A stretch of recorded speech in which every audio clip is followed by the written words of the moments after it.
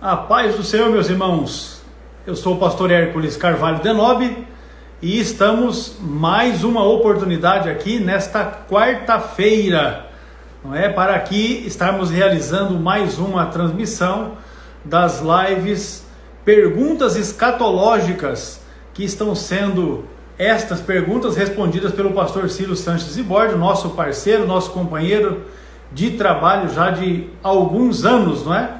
E para a gente é uma satisfação poder ter cada um dos irmãos conosco, não é? Acompanhando esta transmissão. Nós fizemos a primeira delas no dia 20 de março e desde então surgiram muitas perguntas, muitos questionamentos a respeito do tema que é a escatologia bíblica. E desde então, da seguinte, que foi a segunda, nós nos propusemos a estarmos desenvolvendo o tema da escatologia. Então o pastor Ciro passou a fazer primeiramente um panorama de toda a área escatológica que envolve Apocalipse, que envolve o sermão profético de Jesus e também a questão ligada à profecia de Daniel. Então ele deu todo um panorama. Esse panorama ele acabou na live não na de domingo, mas na de quarta-feira da semana que passou. E a partir de domingo, então, nós entramos para o sermão profético, que é também o sermão escatológico de Jesus, que está registrado em Mateus, a partir do capítulo 24. O pastor Ciro já deu uma introdução ali, aos versículos 1 a 3 de Mateus, capítulo 24. E hoje nós estaremos prosseguindo. Rapaz, pensa no negócio, não é? Eu estou aqui, esqueci até de pegar um copo de água para trazer mais para perto. E hoje, então, nós estamos aqui para dar prosseguimento a partir de Mateus capítulo 4. O pastor Ciro, com a oportunidade para dar a sua saudação de bem-vindo aí a todos os nossos seguidores, os irmãos que já estão conosco, nos acompanhando nesta oportunidade. Com a palavra. Quero saudar todos os nossos queridos irmãos, amigos, alunos do CETADB, seguidores da conta CETADB oficial, também da minha conta, né? Estamos aqui juntos. Deus abençoe, pastor Hércules, um grande prazer, grande privilégio estar aqui mais uma vez. Agradeço ao irmão por esta grande oportunidade. Nossa live está aí completando mais de um mês, né? Mais de um mês. Como o irmão mencionou aí. Graças a Deus, Deus está nesse negócio. Amém. É isso aí. Nós fizemos a primeira exatamente no dia 20 de março, e só não houve no domingo de Páscoa. Todas as quartas-feiras, às 22 horas e aos domingos, 11 horas da manhã, nós estamos fazendo as transmissões pertinentes ao estudo Perguntas Escatológicas. Então, nós temos recebido vários questionamentos dos nossos irmãos.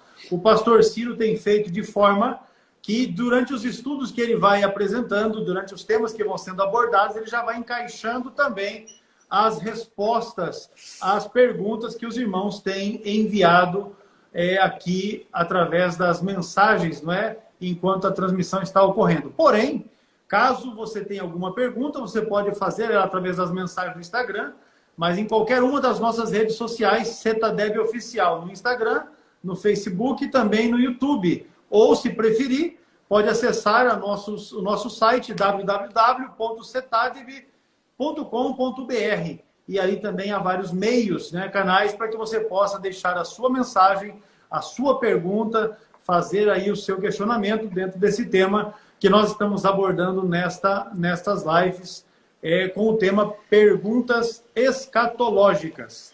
Sem delongas, nós vamos já iniciar a temática de hoje.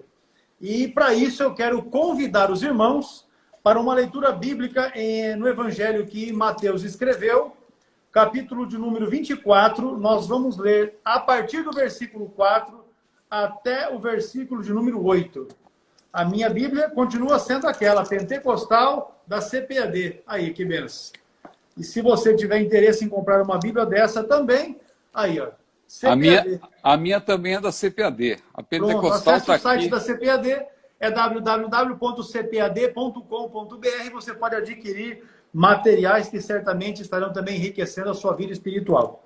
Mateus 24, a partir do versículo 4, a Bíblia diz assim: E Jesus, respondendo, disse-lhes: Acautelai-vos, que ninguém vos engane, porque muitos virão em meu nome dizendo: Eu sou o Cristo, e enganarão a muitos. E ouvireis de guerras e de rumores de guerras. Olhai, não vos assusteis, porque é mister que isso tudo aconteça, mas ainda não é o fim. Porquanto se levantará nação contra nação e reino contra reino, e haverá fomes e pestes e terremotos em vários lugares. Mas todas estas coisas são o princípio das dores. Amém? Pastor Ciro, com a palavra. Amém. Pastor Hertz, muito grato mais uma vez pela oportunidade de poder estar aqui com os nossos queridos irmãos, amigos, nossos alunos do CETADB, professores também, né, que participam, ou seja, todos os nossos estimados seguidores que estão nos acompanhando, alguns nós temos visto aí que estão desde a primeira live participando, e que Deus os abençoe grandemente. Bom, a nossa live é perguntas escatológicas, e vocês já perceberam que são inúmeras as perguntas, ou seja, a gente nem dá conta de responder todas elas. Inclusive, nós já tivemos uma live aqui só para responder perguntas, vamos ter outras, claro, se Deus permitir, e se o pastor Hércules também desejar, não é? Mas nós, na medida em que vamos apresentando esse assunto, nós já vamos também respondendo perguntas. Então, por exemplo, na live de hoje, só para você que está chegando agora e talvez está pegando aí o bonde andando, digamos, nessa live nós vamos responder, se Deus quiser, pelo menos 4 perguntas importantíssimas. Quais são elas? A primeira, claro, é óbvio que temos que passar por ela. O que é o princípio das dores? Ou princípio de dores? Muita gente pergunta isso. O que é princípio de dores? O que Jesus quis dizer com isso? Então, é a primeira pergunta. Uma segunda pergunta que nós precisamos responder também é: quando essas dores, não é? Quando essas dores começam, elas já começaram? Quando essas dores começam? E outra, quando elas terminam? Quando elas começam, porque elas são princípios de dores, então virão dores mais intensas, se elas são só o princípio. Então, em que momento nós estamos agora? Nós já estamos no princípio de dores? Já começaram? E quando termina? Onde a igreja estará nesse momento? Então, é importante porque nós vamos procurar responder isso na live de hoje. Uma outra pergunta importante: há uma relação entre esse princípio de dores e os selos, trombetas e taças lá de Apocalipse, capítulo 6 e 11? Que a gente vê muita gente falando hoje em dia: não, nós já devemos estar na grande tribulação, porque Jesus disse que haveria fomes e terremotos e epidemias, etc. E quando nós vamos lá para Apocalipse 6, os selos são abertos e ali já aparecem aqueles 4 cavaleiros e um deles com certeza é a fome, o outro é a guerra. Então nós já estamos na grande tribulação. Precisamos também verificar isso. E uma quarta pergunta, eu creio que Deus nos dará graça para responder nesse tempo que temos ainda: Jesus só voltará depois que o mundo todo for evangelizado? Veja, tudo isso está no contexto aí de Mateus 24. Bom, indo direto ao ponto, então, indo direto ao assunto, aproveitando que a nossa audiência está muito boa, eu creio que tende a aumentar aí até a partir do meio para o final dessa live, né? Porque os irmãos vão avisando uns aos outros e tal, e graças a Deus tem sido assim. Então, por isso que às vezes a gente vai e volta, porque a gente também se preocupa com aquelas pessoas que vão chegando. E isso não é também exclusividade nossa. O próprio sermão que nós estamos tomando como base, o sermão profético de Jesus, você observa que uma das dificuldades que há para interpretá-lo é que dá a impressão que Jesus ele avança, depois volta, parece que ele está falando da grande tribulação e depois parece que ele fala da destruição do ano 70. É porque é uma característica das profecias, no Antigo Testamento você vê isso, e Jesus também, ele faz da mesma forma, muitas profecias, elas justapõem, por assim dizer, para usar um verbo que acho que dá para os irmãos entender, elas, na verdade, têm um duplo cumprimento, elas justapõem acontecimentos. Então, quando você lê Mateus 24 e compara com Lucas 21, com Marcos 13, você vê que Jesus, em algum momento, ele está falando da destruição que houve no ano 70, quando Jerusalém foi tomada, o templo foi destruído, e dali a pouco ele já está falando da grande tribulação. Só que Mateus 24, eu escolhi esse texto, inclusive, eu pedi para o pastor Hércules ler, inclusive, sempre esses versículos no início, porque este capítulo 24 de Mateus é o que melhor coloca os acontecimentos numa ordem lógica, numa ordem cronológica também, em alguns momentos. Mas, claro, você precisa entender isso. E nós já explicamos na live passada que nesse bloco de versículos que estão nos capítulos 24 e 25, tem um enorme parêntese que vai justamente do versículo 4 até o 35. Esse parêntese é para quê? Para responder a pergunta que os discípulos fizeram. Senhor, quando serão essas coisas e que sinal haverá da tua vinda e do fim do mundo? Jesus, então, começou a responder e ele responde essa pergunta até o versículo 35. A partir do versículo 36, ele retoma a sequência dos acontecimentos. Isso fica muito claro quando você entende que Jesus ele abriu um parênteses para responder. Bom, sendo bem objetivo, então, só quero lembrar os irmãos do esboço, porque sem esse esboço você pode ter dificuldade para entender. Qual é o esboço que nós estamos propondo do sermão profético de Jesus? Mateus 24, 25. Bom, o esboço, ele tem pelo menos, digamos aí, 5 tópicos. 5. O primeiro é o início do sermão. Mateus 24, 1 a 3, Jesus começa o sermão, diz que não ficará pedra sobre pedra, que não será derrubada. Ele fala do templo, fala de Jerusalém, da tomada de Jerusalém pelos romanos nos anos 70. Isso desperta a atenção dos discípulos, que começam a observar a estrutura do templo e perguntam para Jesus: Senhor, o templo vai ser destruído e tal, Jerusalém, mas como? Quando isso vai acontecer? E que sinal haverá da tua vinda, do fim do mundo? Nós explicamos na live passada o que eles tinham em mente quando eles perguntavam de vinda, não é? E respondemos também o que eles tinham em mente quando eles perguntavam sobre o fim do mundo. Então essa é a primeira parte, importante entender, explicamos na live passada. Aí, a partir do versículo 4, Jesus abre o parêntese e começa a responder a pergunta que vai até o versículo 35. Mas nós estamos dividindo da seguinte forma. Esse segundo tópico, então, que é o parêntese, que tem a resposta de Jesus, ele tem aí pelo menos, vamos propor, 4 pontos importantes. O primeiro, o princípio de dores. O segundo, o aumento dessas dores. Lembrando que essas dores são dores de parto. Vamos explicar daqui a pouco. É uma expressão que é comum na literatura apocalíptica, porque as dores de parto, elas ilustram bem a progressão, não é? Desses sinais. Porque esses sinais são progressivos.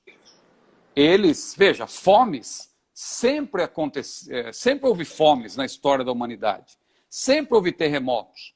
Mas o sinal não está no acontecimento em si. O sinal está na intensificação. Veja, a título de exemplo, terremotos. Se você fizer um estudo sobre os terremotos, você vai ver que até o século XIX, houve muitos séculos, claro, e a cada século foi aumentando o número de terremotos. Vamos dizer assim, se no século I, não dá para. Eu tenho uma estatística, mas aqui eu não vou apresentar para ganharmos tempo, mas no século I, digamos que houve 100 terremotos. No século II, 150. Século III, 200. Século IV, 300. E foi aumentando.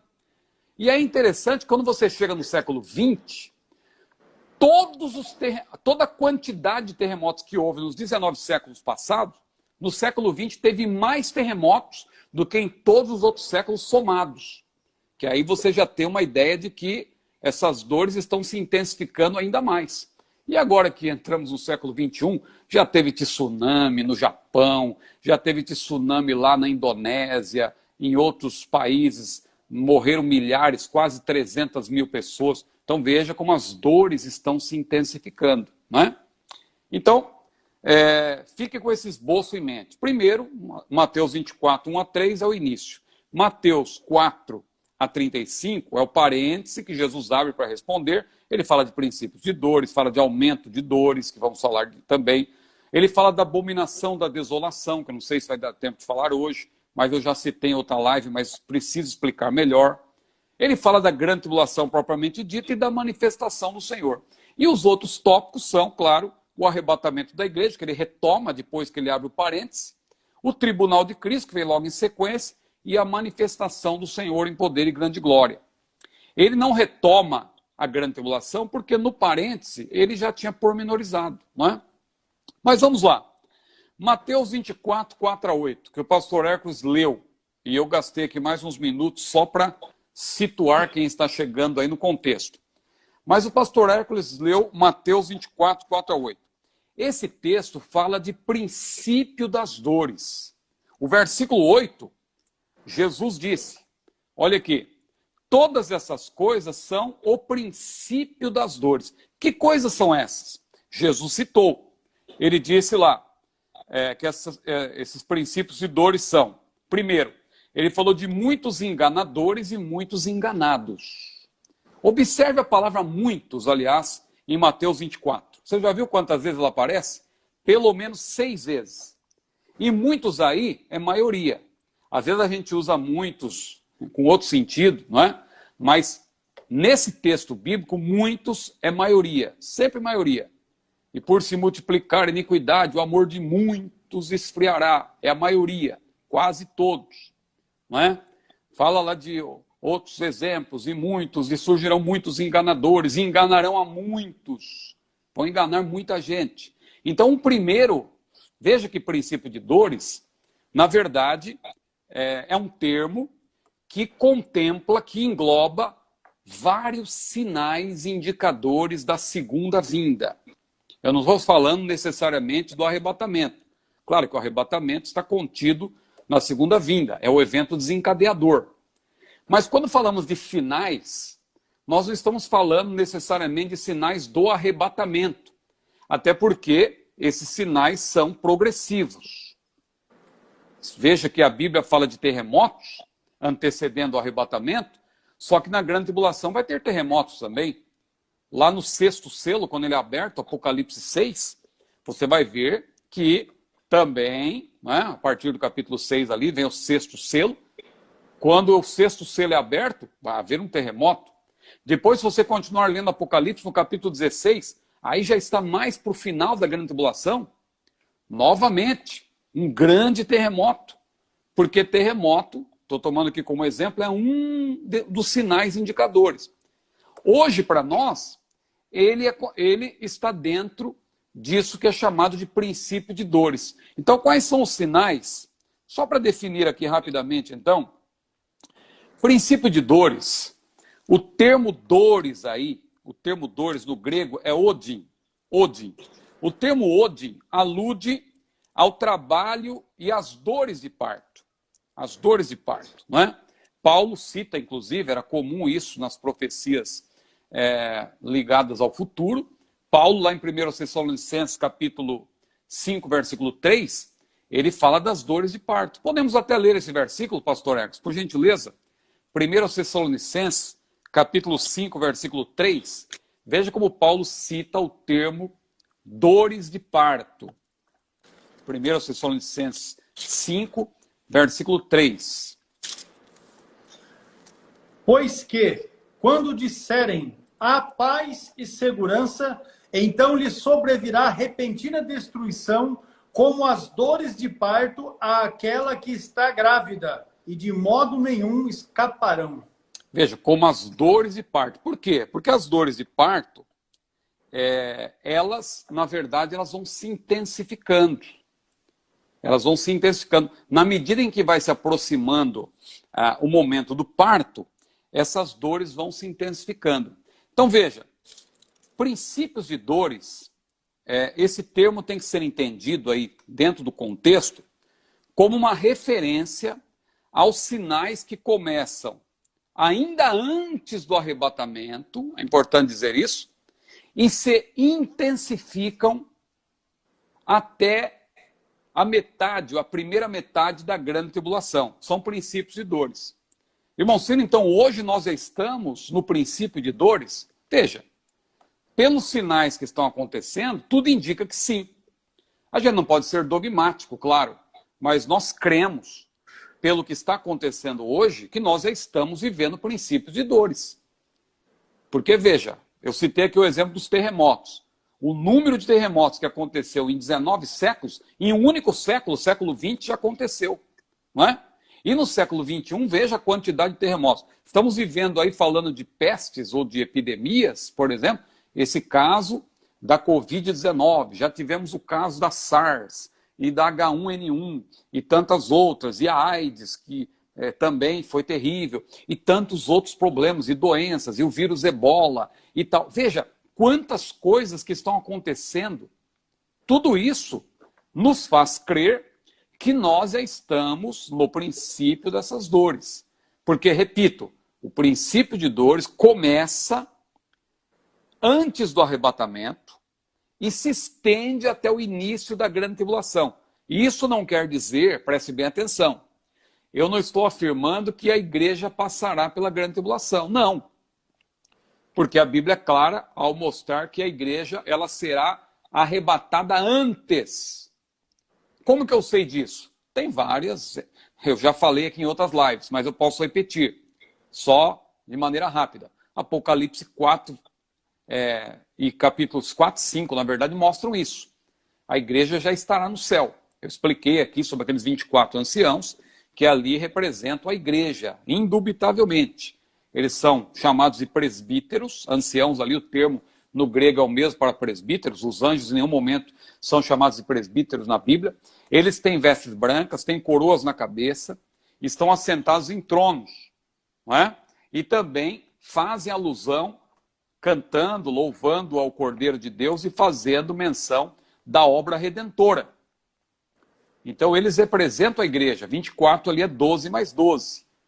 É uma referência às 12 tribos de Israel e aos 12 apóstolos do Cordeiro, Antigo e Novo Testamento, que ali indica a totalidade do povo de Deus, os salvos de todas as épocas. Então veja, quando o primeiro selo é aberto no capítulo 6 de Apocalipse, João já tinha visto a igreja no céu, representada pelos 24 anciãos. Então em nenhum momento você vai ver a igreja na terra durante a grande tribulação. A igreja será tirada antes. Agora, esse princípio de dores, por que Jesus então fala como se estivesse falando com a igreja? Porque a igreja será arrebatada, evidentemente, mas nós já falamos aqui em outra live. Haverá salvação na grande tribulação. Muitos desviados vão ter oportunidade de se reconciliar com Deus. Muita gente vai se converter também durante a grande tribulação. Os israelitas, vai haver conversões também individuais, depois haverá uma conversão em massa no fim da grande tribulação, que será a restauração nacional de Israel, como está lá em Ezequiel 37, aquela profecia que nós muitas vezes pregamos, e falamos, vale de ossos secos, e Ezequiel viu aqueles ossos, estavam sequíssimos, e o Espírito Santo disse para Ezequiel, Ezequiel, poderão viver esses ossos? E Ezequiel disse, Senhor, tu sabes. E o Espírito disse, Ezequiel, profetiza esses ossos secos, e diz-lhes, ossos secos, ouvi a palavra do Senhor, e dali a pouco Ezequiel começou a profetizar, e houve um grande reboliço, um osso saiu lá de uma extremidade, e se juntou com outro osso, e tal, e formou-se um grande exército, o exército estava ali, mas ainda faltava o Espírito. E o Espírito Santo disse, Ezequiel, profetiza mais uma vez. Ele profetizou e o Espírito soprou dos 4 ventos ali do céu e aquele exército ali que tinha antes crescido carne, pele e tal, agora já estava de pé, né? E isso fala, irmãos, da restauração de Israel. Primeiramente a restauração nacional e depois também uma restauração espiritual. Claro, a gente faz uma aplicação falando de avivamento, mas ali a profecia diz respeito a Israel, não é? Bom, voltando aqui para não perder o fio da meada, deixa eu ficar preso no texto aqui. Olha só, preste bem atenção. Princípio de dores refere-se aos sinais que começam ainda antes do arrebatamento e se intensificam no início da grande tribulação, nos primeiros 3 anos e meio. Princípios de dores. Mas são sinais gerais da segunda vinda. São aflições. São aflições. Essas aflições, como eu falei, elas têm caracterizado a humanidade ao longo dos séculos. Não é uma coisa que está acontecendo hoje. Sempre houve terremotos. Só que o sinal recai não sobre o acontecimento em si. O sinal recai sobre a intensificação. Por isso que é comparado a dores de parto. Não é? A mulher, quando vai chegando o momento dela dar à luz, as dores se intensificam. Vem aquelas ondas cada vez mais fortes, porque a criança vai sair. Está chegando o momento da criança nascer. Então as dores se intensificam. Então veja que isso exemplifica bem o que são esses sinais. Eles sempre existiram, não é? Sempre houve terremotos, por exemplo, só que você tem que ficar atento na intensificação deles. Essa intensificação aponta que estamos próximos do que vai acontecer. Não é? Então são, por isso Jesus disse, princípio de dores. Quais são esses sinais, irmãos? Rapidamente aqui para citar, o pastor Ecos até leu aí, ó. Sinais de hoje e que continuarão no período tribulacional. Falo de hoje porque tudo indica que nós já estamos vivendo esse princípio de dores. Pré-arrebatamento, né? Antes do arrebatamento. A igreja será tirada antes do arrebatamento, essas dores vão continuar e vão se intensificar cada vez mais. Então, eu estava dizendo, muitos enganadores e muitos enganados. Jesus falou de falsos cristos e falsos profetas. Lá no versículo 11 ele menciona novamente, só que você vai ver que lá já é um outro estágio. Já não é mais princípio de dores. Ali já são dores mais intensas. Então veja, guerras e rumores de guerras, nação contra nação, reino contra reino. Tudo isso nós estamos vendo hoje, não é? Os conflitos aí, o conflito israelo-palestino, o conflito árabe-israelense e tal, e terrorismo, e a Guerra Fria que já aconteceu, não é? Entre Estados Unidos e União Soviética, a ex-União Soviética. Hoje aí, Estados Unidos e China também, medindo forças e tal, uma espécie de uma guerra fria, digamos assim, não é? E outras ameaças de guerra, rumores, boatos, tudo isso faz parte desse, digamos que já estamos nesse princípio de dores. Mas o Senhor Jesus alerta. Pastor Ecos leu também o versículo 6, em que Jesus disse, não vos assusteis, porque tem muita gente querendo aterrorizar o povo de Deus. Quando surge aí um vírus, não é? Uma doença, algo como este agora, como isso que está acontecendo agora, surge os católicos, os terroristas, né? Os escatólogos do terror, não é? E tal, veja lá os caixões, já estão lá na FEMA, ou na FIMA, né? Nos Estados Unidos, não é? E tal, os caixões já estão preparados porque vai morrer muita gente. Ora, irmãos, a FIMA, né? Ela sempre teve esses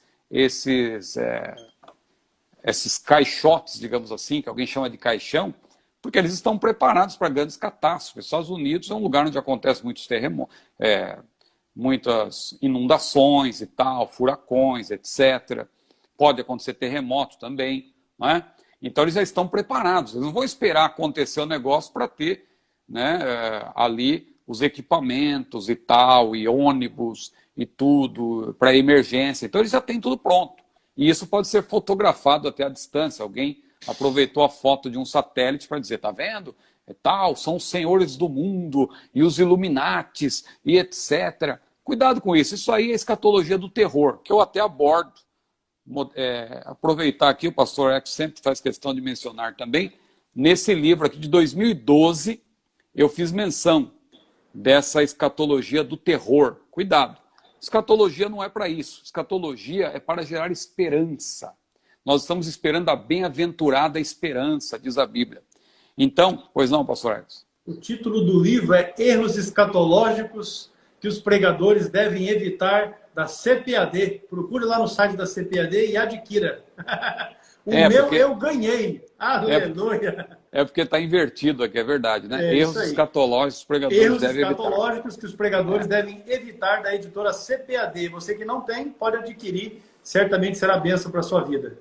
Amém. Muito bem. Segue lá, meu pastor. Vamos adiante. Então, veja bem. Olha aí. Eu estava dizendo, então, que princípios de dores são sinais. Princípios de dores é uma indicação de sinais que são sinais importantes, mas ainda, irmãos, comparados com aquilo que virá, ainda Jesus falou, não vos assusteis. Eu estava citando versículo 6, não é? Não vos assusteis, porque é mistério, é necessário que isso tudo aconteça, mas ainda não é o fim. Ou seja, é só o começo. Você está pensando, você está achando que está complicado o negócio? Isso é só o começo.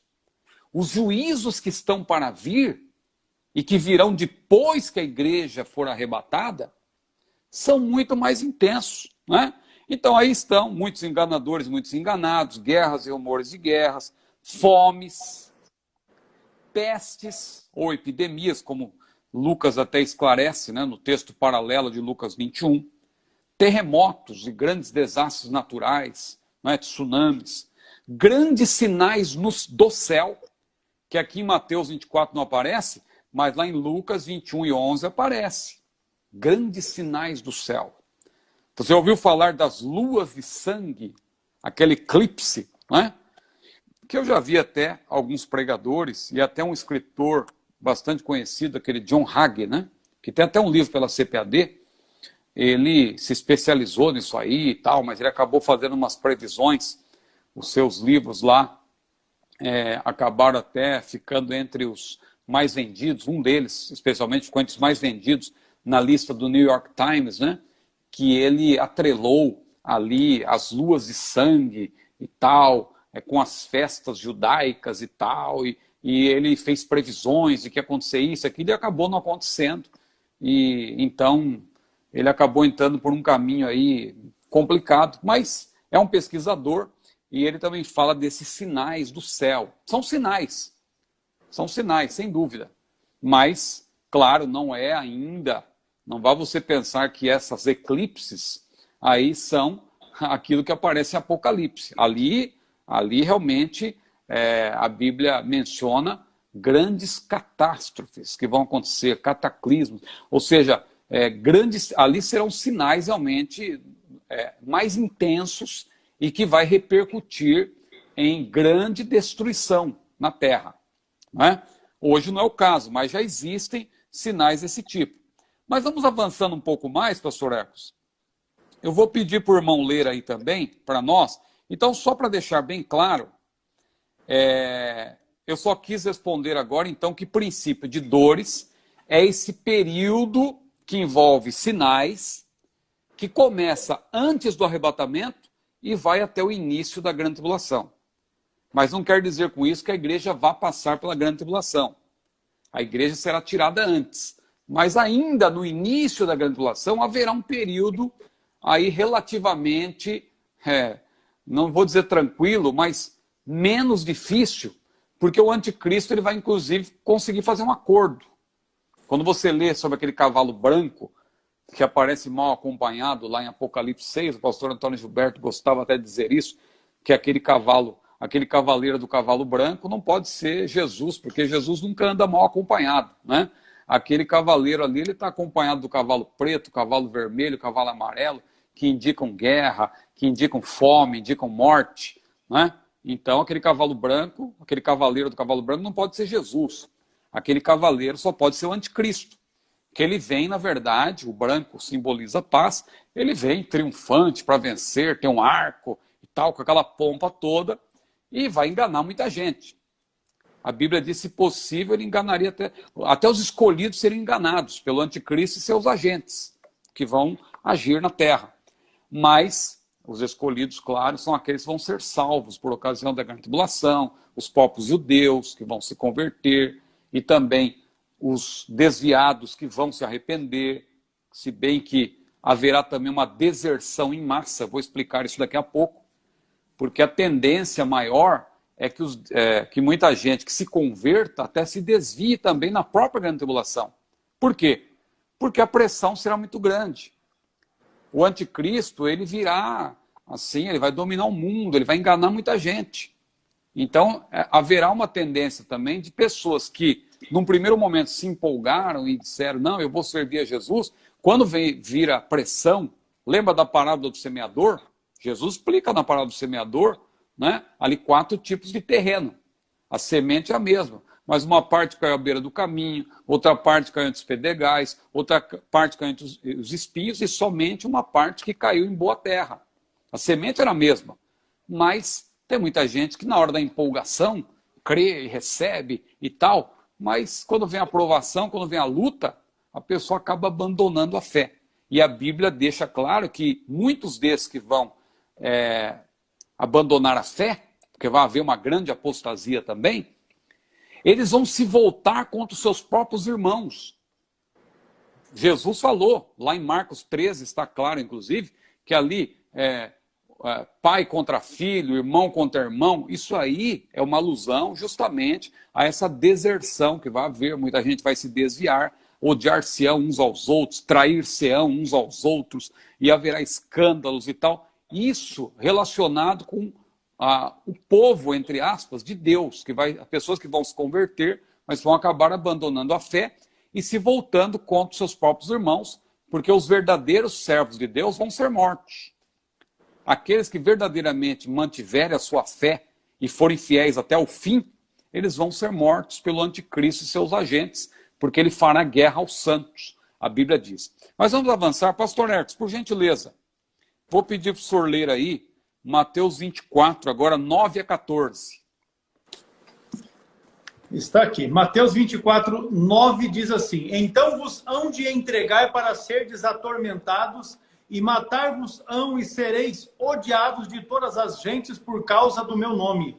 Nesse tempo muitos serão escandalizados e trair-se-ão uns aos outros, e uns aos outros se aborrecerão.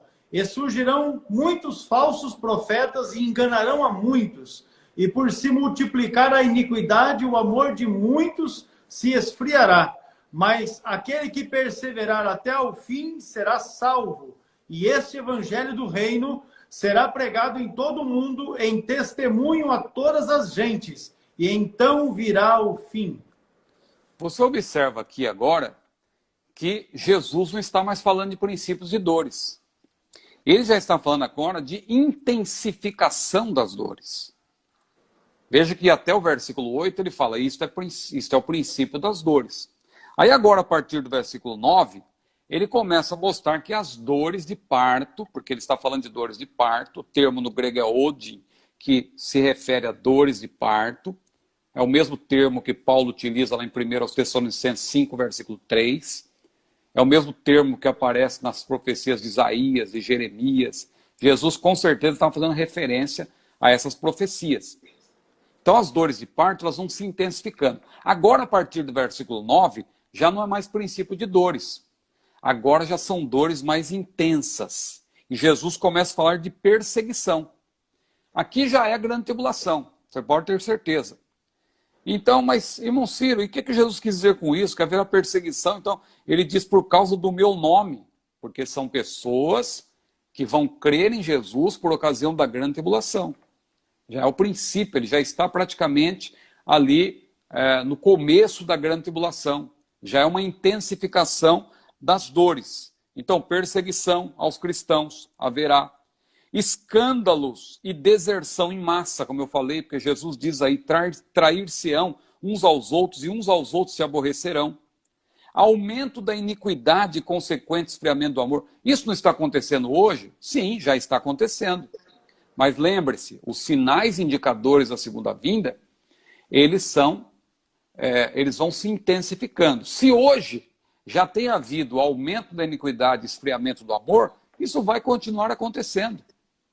Vai continuar acontecendo cada vez mais. Não é? São as dores de parto que se tornarão especialmente cruciais para aqueles que viverem o período tribulacional. Não é? Já que o Espírito Santo, é bom retomar aquilo que nós explicamos, ele vai retirar aquele poder limitador do mal. Lembra quando Paulo disse lá em 2 Tessalonicenses 2, que há um que o detém, há um que detém até que do meio seja tirado? É o poder limitador do mal, que está ainda na terra.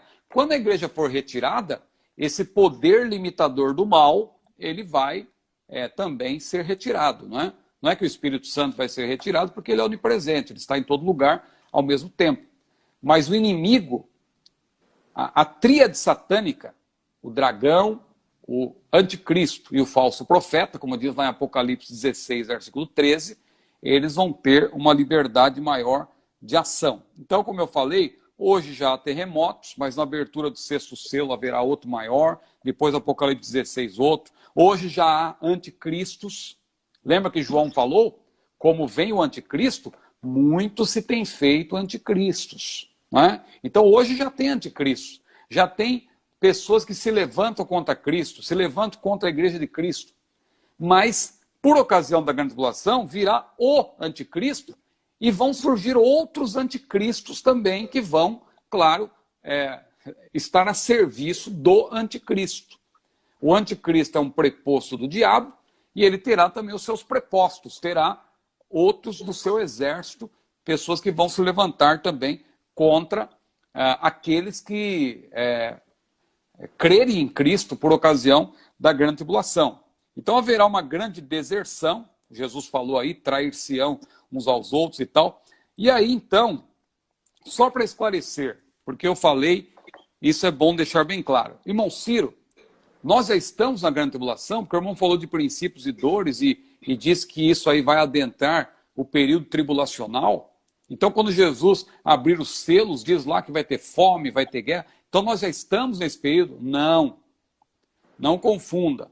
Princípios e dores, claro, vai começar antes do arrebatamento. Jesus vem, tira a igreja da terra, mas essas dores vão se intensificando. Vão se intensificando, entram na grande tribulação. Aí, a grande tribulação também, você percebe que os juízos, eles vão se intensificando. Os selos vão sendo abertos, juízos vão vindo sobre a terra. Quando chega no sétimo selo, ali aberto o sétimo selo, a Bíblia menciona 7 trombetas. Cada trombeta daquela vai anunciando juízos. Quando a sétima trombeta é tocada, outro que é a última trombeta ali, de uma série de 7, que eu já expliquei em outra live, que aquela sétima trombeta não é a última trombeta de 1 Coríntios 15, 52, que aquela é a última trombeta de convocação que encerra a era da igreja, e ali em Apocalipse 11, 15 é uma última trombeta de uma série de 7, é uma trombeta de juízo. Não confunda também com a trombeta de Mateus 24 e 31, que eu vou citar depois. Então tem aí 3 trombetas que são últimas, mas não, elas são totalmente diferentes uma da outra. Não acontecerão no mesmo tempo, né? Exatamente. Não serão para a mesma época. Não são a mesma trombeta, não vão acontecer no mesmo momento. Então, 1 Coríntios 15, 52 e também 1 Tessalonicenses 4, 16 e 17 é trombeta do arrebatamento, trombeta de convocação para a igreja.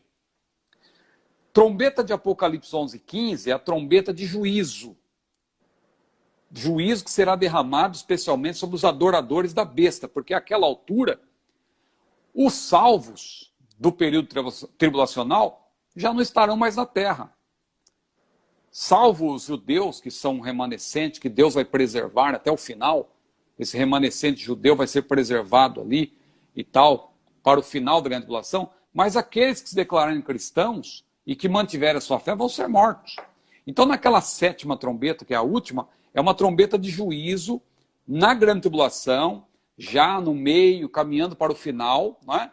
Sobre os adoradores, juízo sobre os adoradores da besta. E a última trombeta, que está no nosso contexto aqui para ser explicado ainda, que estamos apresentando a exposição de Mateus 24, a última trombeta que aparece por ocasião da manifestação do Senhor, a trombeta que vai recolher, vai anunciar, e os anjos virão para recolher os escolhidos, ali os escolhidos, claro, são os salvos do período tribulacional, né? No caso ali, Deus vai reunir os judeus especialmente, né, que virão de toda parte, serão recolhidos, porque ali haverá o julgamento das nações e tal, e os salvos ingressarão no milênio. É outra trombeta que depois nós vamos ter um tempo para explicar melhor.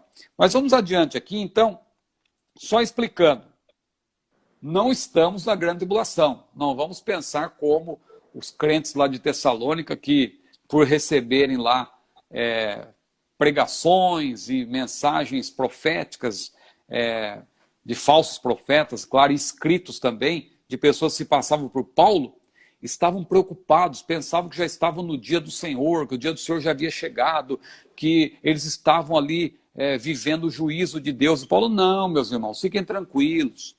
O dia do Senhor, o dia do juízo, o julgamento de Deus não virá antes que aconteça a grande apostasia. Ele falava ali de apostasia, eu já vi até alguns pesquisadores, até pessoas que têm eu percebo que são pessoas dedicadas à pesquisa, mas que dizem que, por exemplo, lá em 2 Tessalonicenses 2 e 3, a tradução está errada, que ali a apostasia não a apostasia ali é retirada, ali é o arrebatamento da igreja. Cuidado com isso. Eu acho, seria bom até para quem defende o arrebatamento, mas a gente não pode forçar o texto sagrado, né? Veja que as traduções bíblicas aí, houve uma ou outra tradução no início que até dava a entender que ali a apostasia poderia aludir ao arrebatamento, né, a uma retirada, mas na verdade não é isso. O sentido ali dentro do contexto, atrelado ao dia do Senhor e atrelado à ação do Espírito Santo, é mesmo de uma grande deserção, uma deserção em massa, a grande apostasia.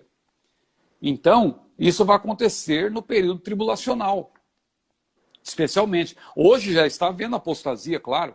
Paulo mesmo disse, né, que nos últimos tempos apostatarão alguns da fé, dando ouvidos a espíritos enganadores e a doutrinas de demônios. Tem muita gente apostatando da fé. Só que no período tribulacional, aí sim, que vai haver uma grande deserção, e foi isso que Jesus quis dizer quando ele disse: odiar-se-ão uns aos outros, trair-se-ão uns aos outros se aborrecerão, porque vai haver uma grande deserção e tal no período tribulacional. Mas vamos adiante, aproveitando aqui ainda o tempo, no versículo 13, o pastor Hércules leu até o versículo 12, não, até o 14, né? Isso. Então no versículo 13, tem uma ênfase aí, diz que aquele que perseverar até o fim será salvo. Veja, fim aí, claro, não é o fim do mundo, mas é você ser fiel. É uma passagem que tem aí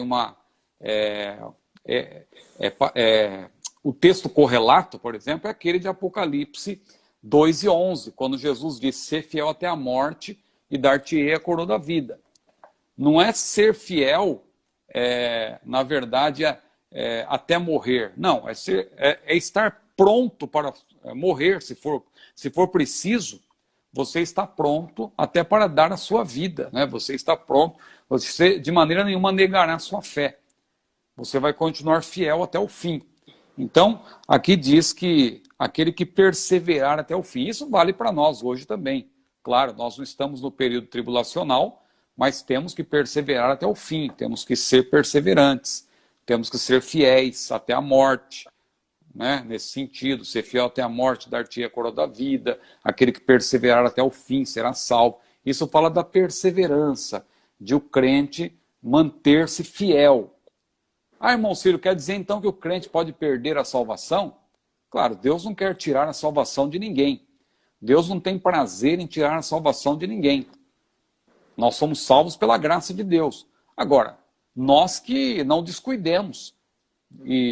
Porque se desprezarmos a salvação, não é que ele vai tirar, somos nós que vamos abrir mão. Quer dizer que a pessoa que é salva agora pode ter uma vida totalmente relaxada? Não. O que diz a Bíblia lá em Hebreus, no capítulo 3? Aquele texto conhecidíssimo, porque Hebreus é um livro que fala muito, né? Uma epístola que fala bastante sobre essa possibilidade de o salvo perder a salvação. Mas como? Uma vez salvo, salvo para sempre. Não é bem assim. Deus não quer tirar a salvação. A pessoa não vai perder a salvação também por qualquer motivo. Não é porque você está dirigindo o seu veículo, alguém vê um motorista ali, dá uma fechada, você fica nervoso, fala uma palavra, aí Jesus vem naquela hora você fica. Não é assim.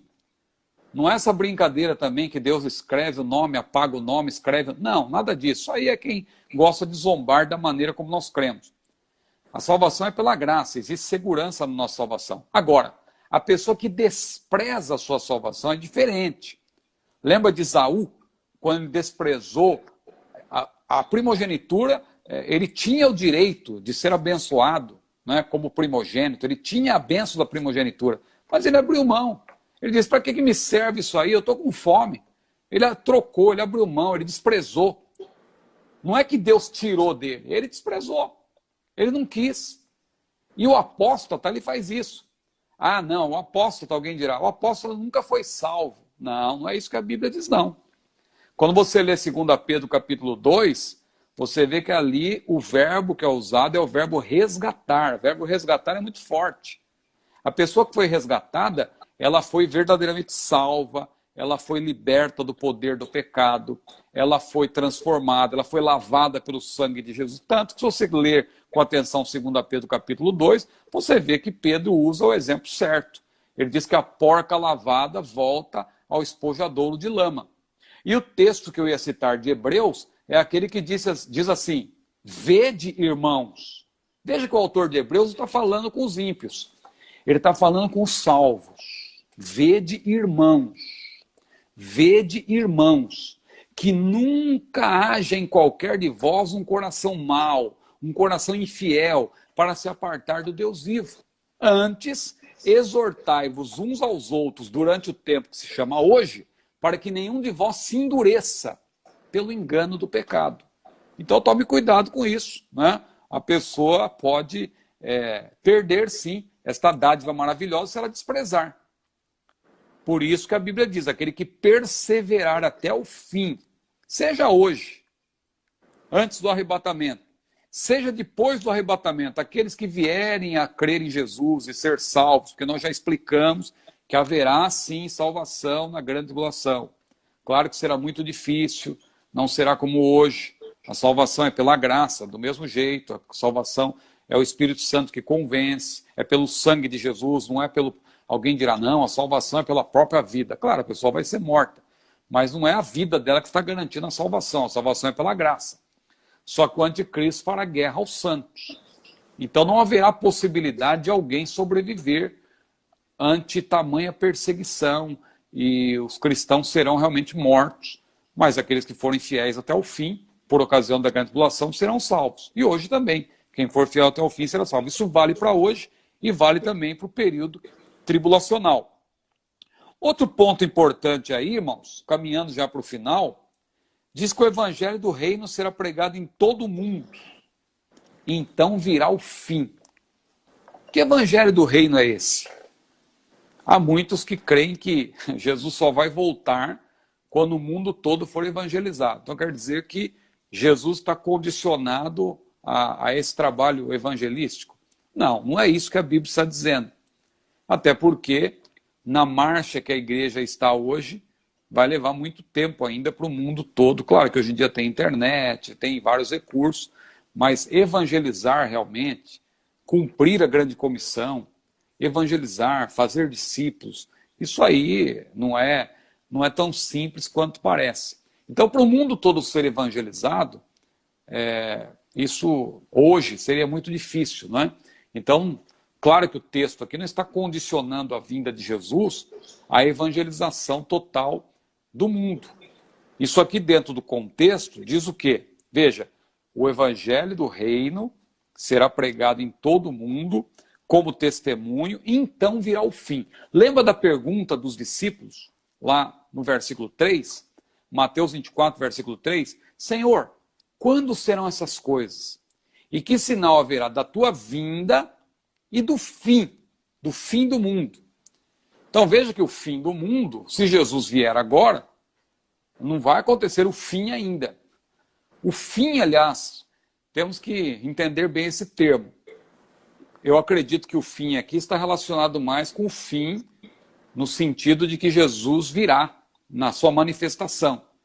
Mas numa interpretação até mais ampla, o fim só virá depois do milênio, não é? Porque pense bem, vai ter o milênio, no milênio ainda vai ter a salvação, o evangelho vai ser pregado no milênio, não é? Quem disse que não vai ter pregação no milênio? Vai ter. A Bíblia diz que de Sião partirá a lei, não é? Jesus, claro, ele vai contar com aqueles que vão, a própria igreja e tal, vão disseminar o evangelho, não é? Então o mundo todo, no milênio, claro, vai conhecer o evangelho. E as pessoas não vão ser automaticamente salvas. Mesmo no milênio, a condição para ser salvo vai ser a mesma: crer e se arrepender. Haverá povos naturais. Tanto que isso é verdade, que depois do milênio vai ter a última revolta de Satanás e ele vai enganar muita gente. Porque nem todos serão salvos. Não vai haver salvação automática. A salvação depende de fé e arrependimento. A pessoa tem que crer, a pessoa tem que se arrepender e perseverar até o fim. Mesmo no milênio, com Cristo reinando, o pecado vai continuar existindo.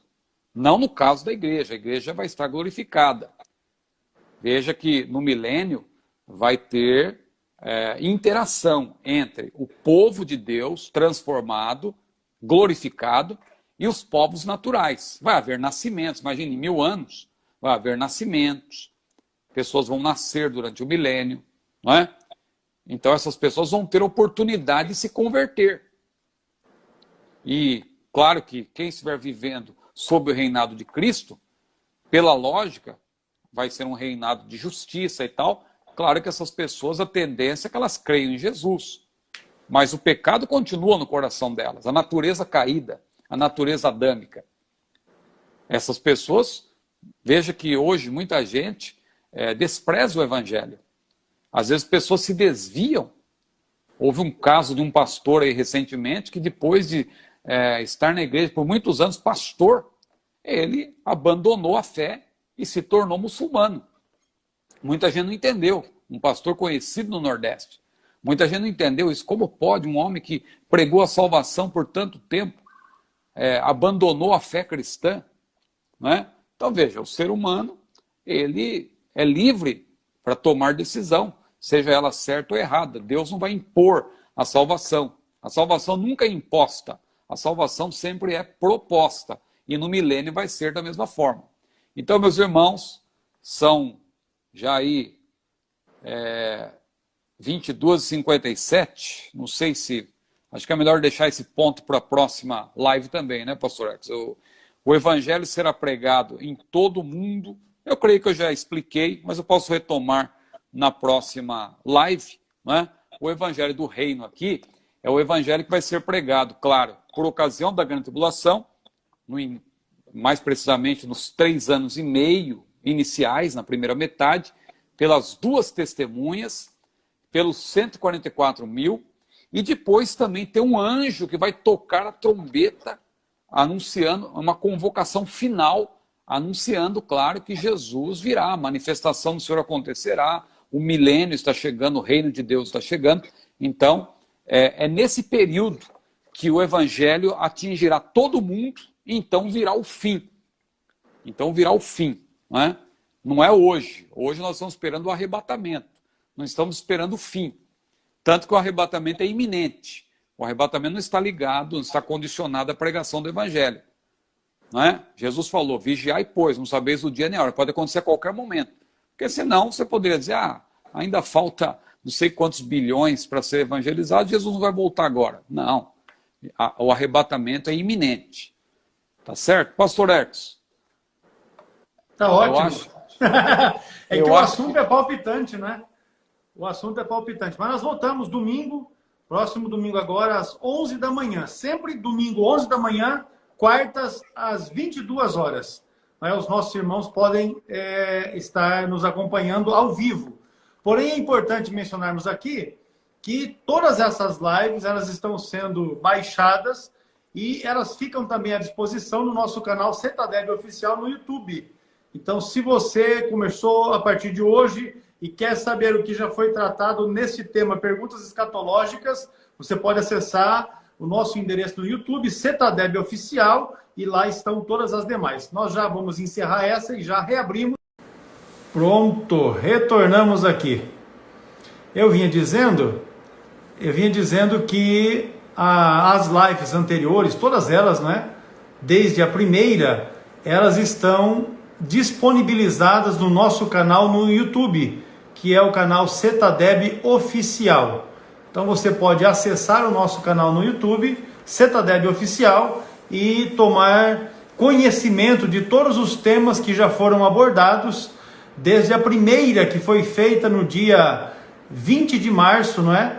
Até essa que está sendo transmitida hoje, que vai ser baixada, e amanhã já estará também à disposição para que os irmãos possam acompanhar. Ainda poderão estar acompanhando também aqui pelo próprio Instagram.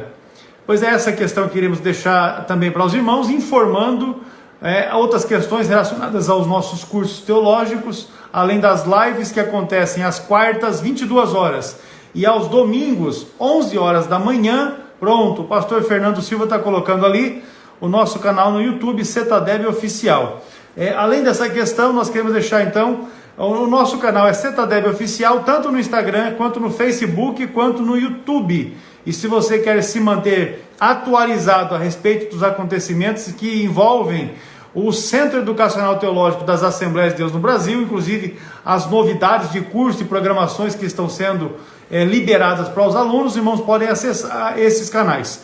Na semana que passou, na semana que encerrou-se, nós fizemos o lançamento da nossa plataforma de cursos, onde os nossos alunos podem ter acesso às videoaulas de todos os materiais, de todos os módulos do nosso curso de teologia básico, médio e avançado, do curso para a formação de obreiros e do curso para a formação dos jovens pentecostais. Então, se você deseja ter acesso a essas videoaulas, sendo aluno do nosso curso, você pode contactar com a nossa secretaria, pode estar entrando também no nosso endereço eletrônico www.cetadeb.com.br, e ali você terá as informações em relação aos cursos e também os nossos contatos todos, para que você possa se inteirar.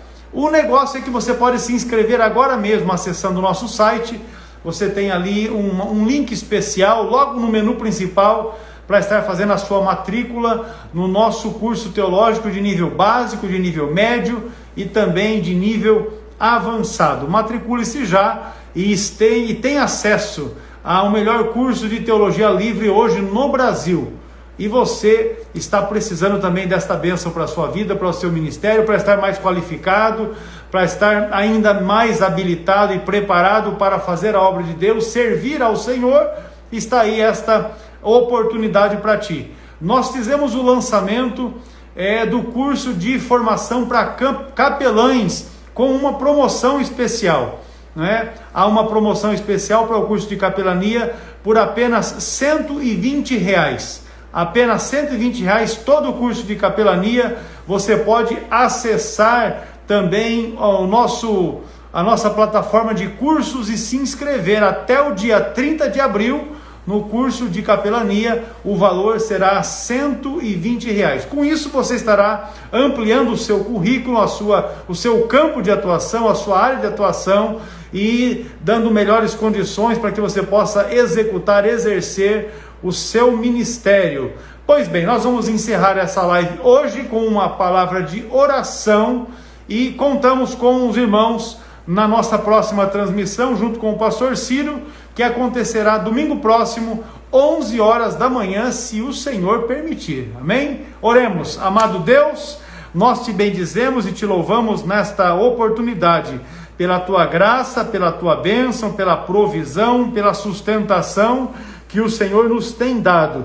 Diante de todas as coisas, estamos em pé na tua presença, aguardando de ti a bênção, aquilo que tens para as nossas vidas. Continua conosco, com as nossas famílias, toma-nos nas tuas mãos. Em especial eu oro pelos nossos funcionários aqui no Cetadeb, por cada um dos nossos pastores, obreiros, irmãos e irmãs, aqueles que são nossos alunos, abençoa as suas vidas, os seus lares e supra cada uma das suas necessidades, em nome de Jesus. Amém. E graças a Deus, graças a Deus. A graça de nosso Senhor e Salvador Jesus Cristo, o amor de Deus, o nosso Pai, e as consolações do Espírito Santo de Deus sejam com todos, e todos digam amém. Deus abençoe os irmãos em nome de Jesus. O Alexandre Dias, nós vamos entrar em contato contigo para te esclarecer como você pode concluir o seu curso, uma vez que você já tem iniciado. Certamente será uma bênção você poder receber o seu certificado de conclusão do curso teológico do CETADB. Deus abençoe, na paz do Senhor, uma boa noite a todos.